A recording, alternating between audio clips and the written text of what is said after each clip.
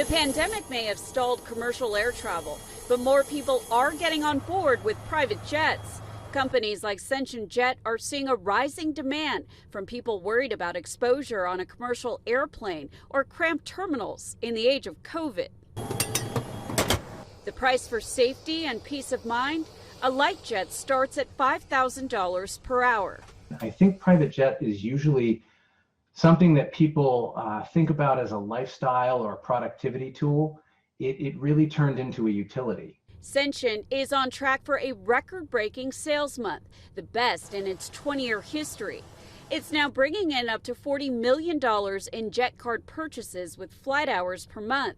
A typical month would range between 20 and 25 million. Very quickly, when people realized they wanted to avoid crowds and they wanted to connect with family or they wanted to repatriate back to their country or whatever it might be, we started to see a rise. Business travel has dipped during the pandemic, but new customers are fueling this boom. Ascension is now back to the same volume of flights that it was doing this time last year. Ascension says in June and July, about half of its sales came from new customers. Pre-COVID, about a third of overall sales came from new clients. Many of these first-time flyers could afford to fly private before the pandemic, but hadn't. It's great timing. I'm not spending, an hour or hour and a half sometimes trying to get into the airport and out of the airport.